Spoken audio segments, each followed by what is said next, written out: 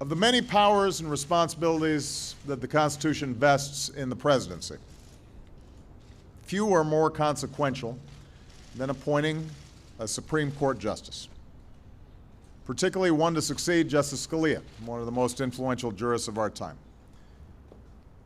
The men and women who sit on the Supreme Court are the final arbiters of American law. They safeguard our rights. They ensure that our system is one of laws and not men. They're charged with the essential task of applying principles put to paper more than 2 centuries ago to some of the most challenging questions of our time. So this is not a responsibility that I take lightly. It's a decision that requires me to set aside short-term expediency and narrow politics so as to maintain faith with our founders and perhaps more importantly with future generations. And that's why over the past several weeks I've done my best to set up a rigorous and comprehensive process. I've sought the advice of Republican and Democratic members of Congress. We've reached out to every member of the Senate Judiciary Committee, to constitutional scholars, to advocacy groups, to bar associations representing an array of interests and opinions from all across the spectrum. And today, after completing this exhaustive process, I've made my decision. I've selected a nominee who is widely recognized not only as one of America's sharpest legal minds, but someone who brings to his work a spirit of decency, modesty, integrity, even-handedness, and excellence. These qualities and his long commitment to public service have earned him the respect and admiration of leaders from both sides of the aisle. He will ultimately bring that same character to bear on the Supreme Court, an institution in which he is uniquely prepared to serve immediately. Today I am nominating Chief Judge Merrick Brian Garland to join the Supreme Court.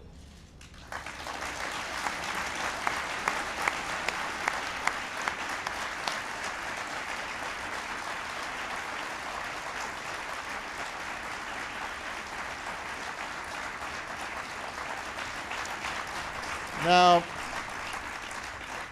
in law enforcement circles and in the legal community at large, Judge Garland needs no introduction.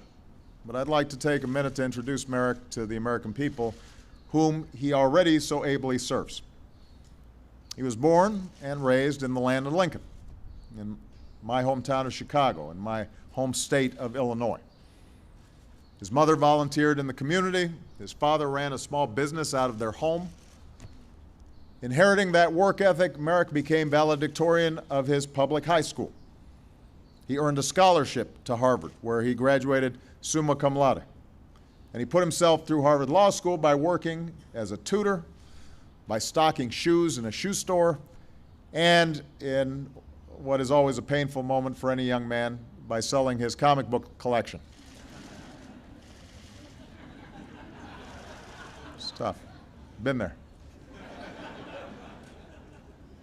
Merrick graduated magna cum laude from Harvard Law, and the early years of his legal career bear all the traditional marks of excellence. He clerked for 2 of President Eisenhower's judicial appointees, first for a legendary judge on the Second Circuit, Judge Henry Friendly, and then for Supreme Court Justice William Brennan.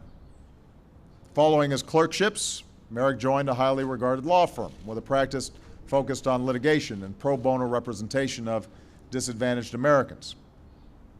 Within 4 years, he earned a partnership, the dream of most lawyers. But in 1989, just months after that achievement, Merrick made a highly unusual career decision. He walked away from a comfortable and lucrative law practice to return to public service. Merrick accepted a low-level job as a federal prosecutor in President George H.W. Bush's administration, took a 50% pay cut, traded in his elegant partner's office for a windowless closet that smelled of stale cigarette smoke. This was a time when crime here in Washington had reached epidemic proportions, and he wanted to help. And he quickly made a name for himself going after corrupt politicians and violent criminals.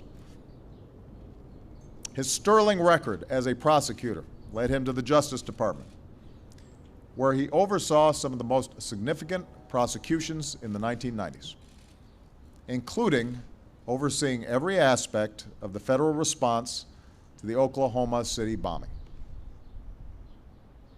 In the aftermath of that act of terror, when 168 people, many of them small children, were murdered, Merrick had one evening to say goodbye to his own young daughters before he boarded a plane to Oklahoma City, and he would remain there for weeks. He worked side by side with first responders, rescue workers, local and federal law enforcement. He led the investigation and supervised the prosecution that brought Timothy McVeigh to justice. But perhaps most important is the way he did it. Throughout the process, Merrick took pains to do everything by the book. When people offered to turn over evidence voluntarily, he refused, taking the harder route of obtaining the proper subpoenas instead, because Merrick would take no chances that someone who murdered innocent Americans might go free on a technicality. Merrick also made a concerted effort to reach out to the victims and their families, updating them frequently on the case's progress. Everywhere he went, he carried with him in his briefcase the program from the memorial service with each of the victims' names inside, a constant searing reminder of why he had to succeed. Judge Garland has often referred to his work on the Oklahoma City case as, and I quote, "the most important thing I have ever done in my life." And through it all, he never lost touch with that community that he served. It's no surprise then that soon after his work in Oklahoma City, Merrick was nominated to what's often called the second highest court in the land, the D.C. Circuit Court. During that process, during that confirmation process, he earned overwhelming bipartisan praise from senators and legal experts alike. Republican Senator Orrin Hatch, who was then chairman of the Senate Judiciary Committee, supported his nomination. Back then he said, "In all honesty, I would like to see one person come to this floor and say one reason why Merrick Garland does not deserve this position." He actually accused fellow Senate Republicans trying to obstruct Merrick's confirmation of playing politics with judges. And he has since said that Judge Garland would be a consensus nominee for the Supreme Court, who would be very well supported by all sides, and there would be no question Merrick would be confirmed with bipartisan support. Now, ultimately, Merrick was confirmed to the D.C. Circuit, the second highest court in the land, with votes from a majority of Democrats and a majority of Republicans. 3 years ago, he was elevated to Chief Judge. And in his 19 years on the D.C. Circuit, Judge Garland has brought his trademark diligence, compassion, and unwavering regard for the rule of law to his work. On a circuit court known for strong-minded judges on both ends of the spectrum, Judge Garland has earned a track record of building consensus as a thoughtful, fair-minded judge who follows the law. He's shown a rare ability to bring together odd couples, assemble unlikely coalitions, persuade colleagues with wide-ranging judicial philosophies to sign on to his opinions. And this record on the bench speaks, I believe, to Judge Garland's fundamental temperament, his insistence that all views deserve a respectful hearing. His habit, to borrow a phrase from former Justice John Paul Stevens, of understanding before disagreeing, and then disagreeing without being disagreeable. It speaks to his ability to persuade, to respond to the concerns of others with sound arguments and airtight logic. As his former colleague on the D.C. Circuit and our current Chief Justice of the Supreme Court, John Roberts, once said, "Anytime Judge Garland disagrees, you know you're in a difficult area." At the same time, Chief Judge Garland is more than just a brilliant legal mind. He's someone who has a keen understanding that justice is about more than abstract legal theory, more than some footnote in a dusty casebook. His life experience, his experience in places like Oklahoma City, informs his view that the law is more than an intellectual exercise. He understands the way law affects the daily reality of people's lives in a big, complicated democracy and in rapidly changing times. And throughout his jurisprudence runs a common thread, a dedication to protecting the basic rights of every American, a conviction that in a democracy, powerful voices must not be allowed to drown out the voices of everyday Americans. To find someone with such a long career of public service, marked by complex and sensitive issues, to find someone who just about everyone not only respects but genuinely likes, that is rare. And it speaks to who Merrick Garland is, not just as a lawyer, but as a man. People respect the way he treats others, his genuine courtesy and respect for his colleagues and those who come before his court. They admire his civic-mindedness, mentoring his clerks throughout their careers, urging them to use their legal training to serve their communities, setting his own example by tutoring a young student at a Northeast DC elementary school each year for the past 18 years. They're moved by his deep devotion to his family. Lynn, his wife of nearly 30 years, and their two daughters, Becky and Jessie. As a family, they indulge their love of hiking and skiing and canoeing and their love of America by visiting our national parks. People respect Merrick's deep and abiding passion for protecting our most basic constitutional rights. It's a passion, I'm told, that manifested itself at an early age. And one story is indicative of this. It's notable. As valedictorian of his high school class, he had to deliver a commencement address. The other student speaker that day spoke first and unleashed a fiery critique of the Vietnam War. Fearing the controversy that might result, several parents decided to unplug the sound system, and the rest of the student's speech was muffled. And Merrick didn't necessarily agree with the tone of his classmates' remarks, nor his choice of topic for that day, but stirred by the sight of a fellow student's voice being silenced, he tossed aside his prepared remarks and delivered instead, on the spot, a passionate, impromptu defense of our First Amendment rights. It was the beginning of a lifelong career as a lawyer and a prosecutor and as a judge devoted to protecting the rights of others. And he has done that work with decency and humanity and common sense and a common touch. And I'm proud that he'll continue that work on our nation's highest court. I said I would take this process seriously, and I did. I chose a serious man and an exemplary judge, Merrick Garland.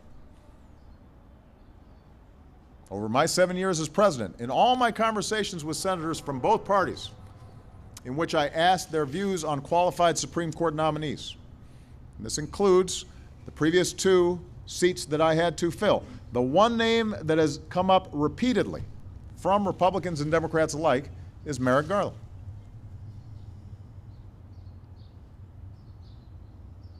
Now, I recognize that we have entered the political season, or perhaps these days it never ends. A political season that is even noisier and more volatile than usual. I know that Republicans will point to Democrats who've made it hard for Republican presidents to get their nominees confirmed. And they're not wrong about that. There's been politics involved in nominations in the past, although it should be pointed out that in each of those instances, Democrats ultimately confirmed a nominee put forward by a Republican president. I also know that because of Justice Scalia's outsized role on the court and in American law, and the fact that Americans are closely divided on a number of issues before the court, it is tempting to make this confirmation process simply an extension of our divided politics, the squabbling that's going on in the news every day. But to go down that path would be wrong. It would be a betrayal of our best traditions and a betrayal of the vision of our founding documents. At a time when our politics are so polarized, at a time when norms and customs of political rhetoric and courtesy and comedy are so often treated like they're disposable, this is precisely the time when we should play it straight and treat the process of appointing a Supreme Court justice with the seriousness and care it deserves. Because our Supreme Court really is unique. It's supposed to be above politics. It has to be, and it should stay that way. To suggest that someone as qualified and respected as Merrick Garland doesn't even deserve a hearing, let alone an up or down vote, to join an institution as important as our Supreme Court, when 2/3 of Americans believe otherwise, that would be unprecedented. To suggest that someone who has served his country with honor and dignity, with a distinguished track record of delivering justice for the American people, might be treated, as one Republican leader stated, as a political piñata, that can't be right. Tomorrow, Judge Garland will travel to the Hill to begin meeting with senators one-on-one. I simply ask Republicans in the Senate to give him a fair hearing, and then an up or down vote. If you don't, then it will not only be an abdication of the Senate's constitutional duty, it will indicate a process for nominating and confirming judges that is beyond repair. It will mean everything is subject to the most partisan of politics, everything. It will provoke an endless cycle of more tit for tat and make it increasingly possible for any president, Democrat or Republican, to carry out their constitutional function. The reputation of the Supreme Court will inevitably suffer. Faith in our justice system will inevitably suffer. And our democracy will ultimately suffer as well.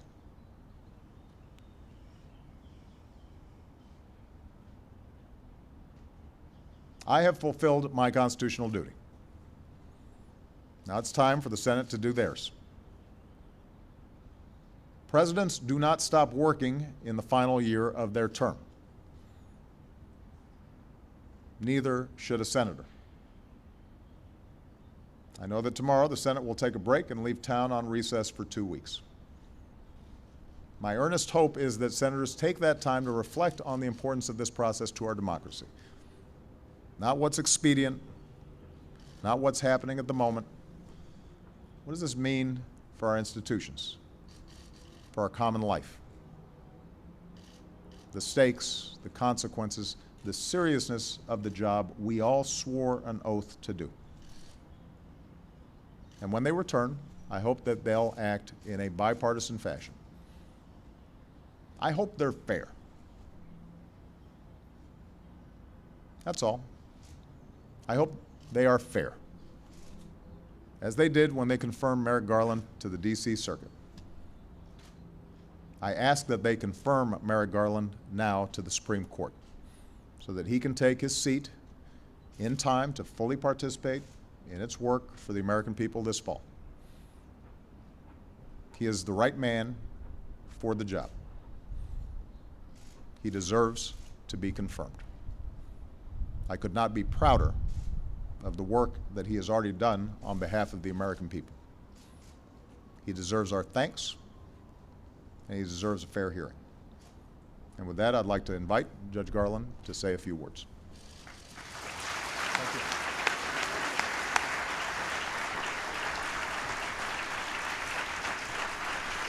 We'll get it, man.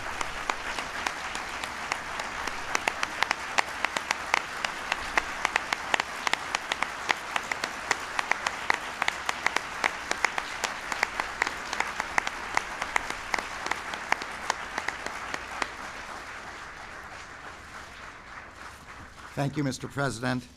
This is the greatest honor of my life, other than Lynn agreeing to marry me 28 years ago. It's also the greatest gift I've ever received, except, and there's another caveat, the birth of our daughters, Jessie and Becky. As my parents taught me, by both words and deeds, a life of public service is as much a gift to the person who serves as it is to those he is serving.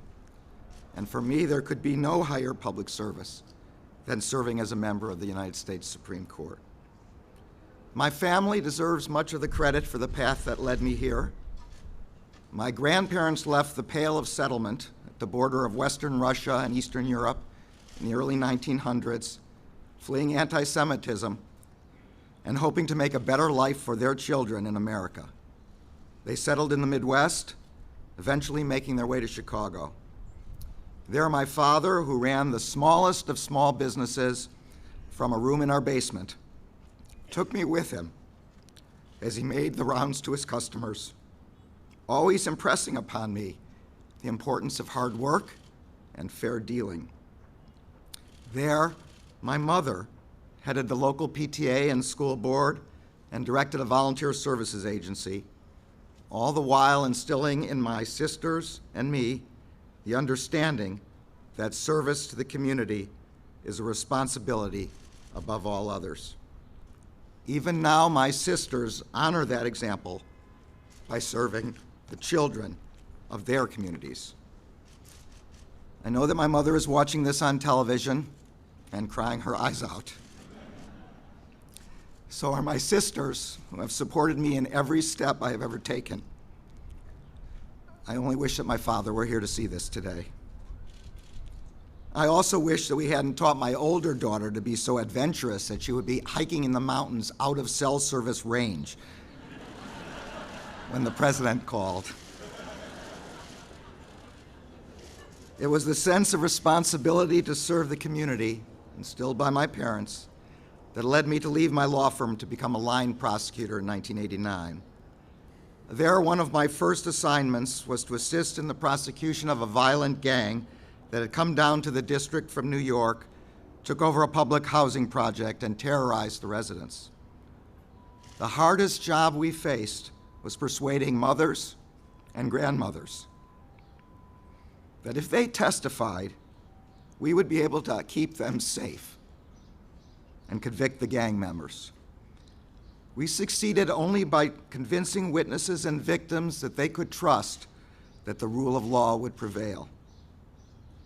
Years later, when I went to Oklahoma City to investigate the bombing of the Federal Building, I saw up close the devastation that can happen when someone abandons the justice system as a way of resolving grievances and instead takes matters into his own hands. Once again, I saw the importance of assuring victims and families that the justice system could work. We promised that we would find the perpetrators, that we would bring them to justice, and that we would do it in a way that honored the Constitution. The people of Oklahoma City gave us their trust, and we did everything we could to live up to it. Trust that justice will be done in our courts without prejudice or partisanship is what, in a large part, distinguishes this country from others. People must be confident that a judge's decisions are determined by the law and only the law. For a judge to be worthy of such trust, he or she must be faithful to the Constitution and to the statutes passed by the Congress. He or she must put aside his personal views or preferences and follow the law, not make it. Fidelity to the Constitution and the law has been the cornerstone of my professional life, and it is the hallmark of the kind of judge I have tried to be for the past 18 years. If the Senate sees fit to confirm me to the position for which I have been nominated today, I promise to continue on that course. Mr. President, it's a great privilege to be nominated by a fellow Chicagoan. I am grateful beyond words for the honor you have bestowed upon me. Thank you.